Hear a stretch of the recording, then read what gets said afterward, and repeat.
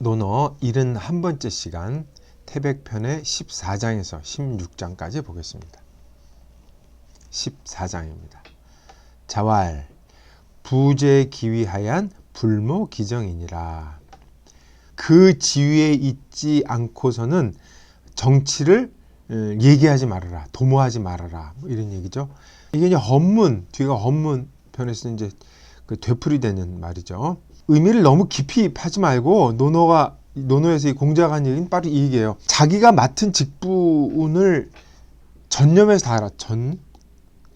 자기가 맡은 이제 전이라 해서 거기에 집중해서 일을 해라. 뭐 이 정도의 뜻으로 아마 보면 간단할 거예요.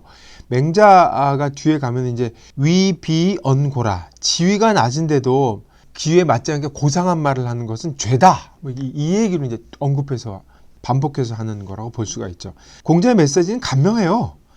자기 일에 책임을 다하고 남의 일에 참견을 말라. 뭐 이런 뜻으로 볼 수 있습니다. 정확히 관직에 있는 사람을 누가 한 얘기예요. 그러니까 일반인 상대로 아니라 정확히 관직에 있는 사람. 이 말은 넓게 보면은 능력과 책임감의 상관관계를 거론하고 있다고 보면 아마 틀림없을 겁니다. 다만 이제 이게 성리학자들, 송대 성리학자들한테 올 땐 약간 좀 불편했던 게 뭐냐면 벼슬에 나가지 않는 은거. 조선시대 이거 살림이라고 이제 제야의 거대한 학자가 있는데 뭐 이 사람은 지위가 없잖아요. 조정이 지위가 없는데 정치에 대해서 엄청난 영향력을 행사했단 말이에요. 그럼 이 말은 안 맞잖아요. 그래서 성리학자들은 이걸 보고 이제 정의는 그렇게 줄을 달았죠. 그러나 벼슬이 없지만 임금이 자기한테 물어보면 그때 이제 대답을 해준다는 식으로 요거에 대해서 약간의 그 해석을 달리하는데 공자가 얘기했던 그때 벼슬이냐 아니냐 이거밖에 없었으니까 관직에 있는 사람을 염두에 두고 한 말이다. 그거를 기억하는 게 중요하다고 생각을 합니다. 15편을 한번 보겠습니다.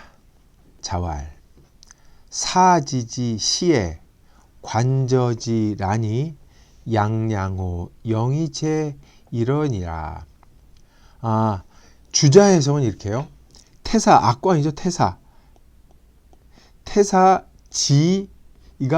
처음 악관이 되었을 때 관저라는 음악을 연주할 때 그 마지막 장, 졸장을 마지막 장이 귀에 가득히 흘러 넘치듯 쟁쟁하다 뭐 이런 뜻으로 이해를 한 것 같아요. 주자는. 그러니까 악사지라는 사람을 공자가 이제 이 위나라의 노나라에 돌아오고 음악을 정비를 하고 그 정비한 음악을 악사가 연주를 하니까 그걸 듣고서 대단하구나 뭐 이렇게 맥락을 이해하는 것 같습니다. 근데 여기 짧은 글인데 그 공자에 대한 음악에 대한 조예도 우리가 알 수 있는 유명한 글이긴 하지만 따져보면 몇 가지 좀 확인할 문제가 있습니다. 첫째, 이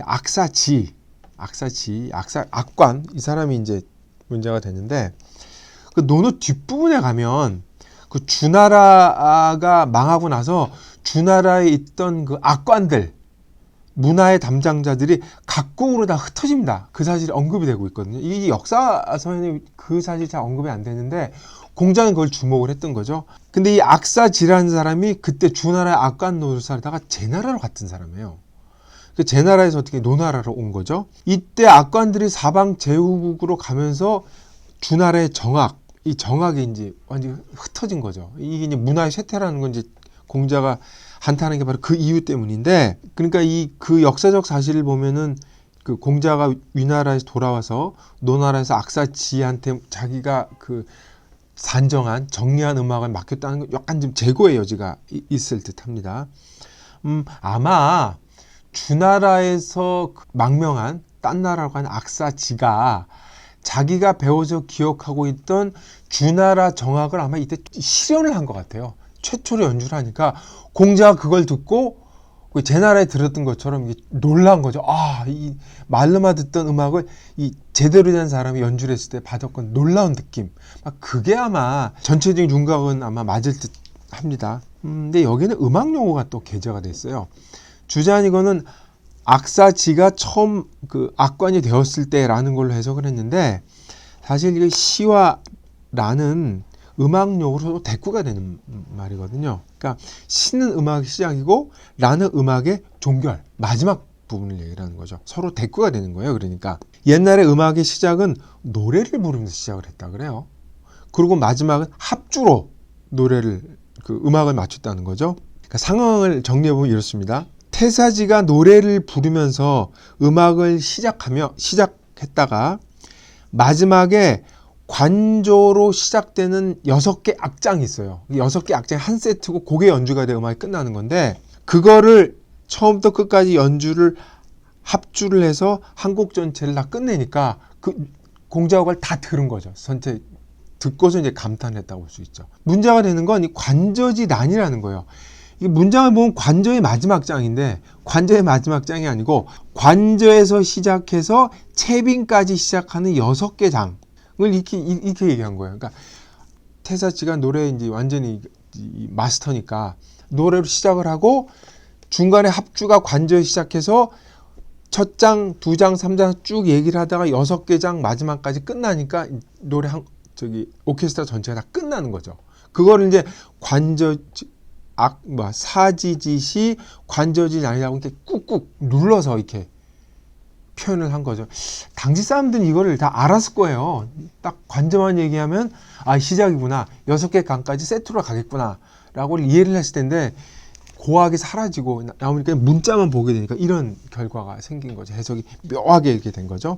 여하튼 앞에 부분은 노래를 얘기하고 뒤에는 합주를 얘기해서 노래와 합주가 어우러진다는 걸 번갈아 얘기를 하면서 다 담은 이 중국 특유의 압축적인 그 진술이라는 걸 여기서 알 수가 있습니다.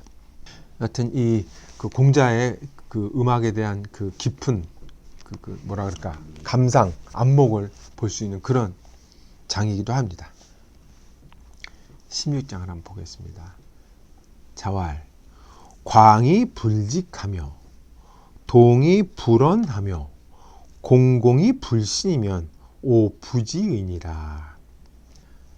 선생님께서 말씀하셨다. 광, 거친데도 곧지 않고 무지한데도 성실하지 않으며 소박한데도 신뢰스럽지 않는다면 나는 모르겠다. 이런 뉘앙스예요. 이거는 폄하하거나 뭐 그런 뜻이라기보다는 아마 이 주어가 좀 다 생략되어 있잖아요. 광의불직에서 공공불신까지 사람이 갖고 있는 어떤 자질, 성격, 인성에 관해서 얘기를 하는 거라고 할 수가 있습니다. 예컨대 사람의 자질은 광할 수도 있고 동할 수도 있고 공공할 수도 있어요. 그러니까 이 광은 와일드한 거죠. 거칠고 센 거고 이 동은 이제 무지한 모양이라고 얘기하는데 아마 완성되지 않은 걸 아마 얘기한다고 볼 수가 있을 것 같습니다. 그리고 공공은 이제 마음이 비인 건데 성실한 모양이라고 일반적으로 해석을 하거든요. 성실한 건데 이제 완전히 100% 성실한다기보다는 아직 다듬어지지 않은 상태라고 얘기할 수가 있을 것 같아요. 그래서 약간 소박하다고 순박하다고 얘기를 한 거죠.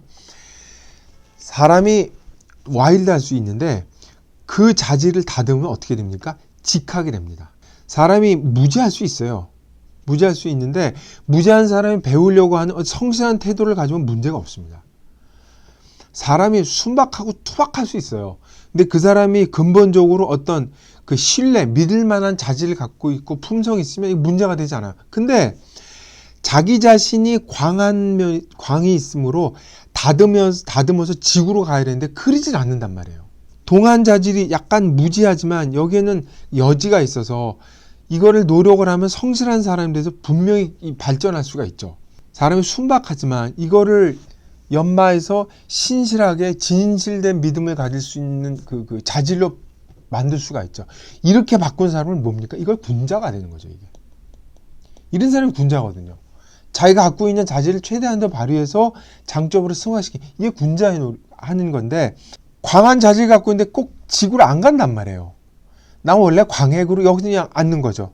나 원래 그냥 무식한 놈이야 하고 그걸로 그냥 뻗대고 순박한데 순박이 아니라 이게 그냥 거친 상태로 더 그냥 되는 이게 누가 하는 짓이에요? 소자가 하는 짓들이거든요. 공자가 얘기하는 건 뭐예요? 누구나 그런 자질이 있지만 자기간의 자질을 갖고 군자 열심히 노력해서 군자처럼 되면은 공부하면 뭔가 될 수 있다. 이걸 얘기한 건데 그렇지 않았을 땐 내가 어쩔 바 모르겠다. 이 얘기를 한 거죠.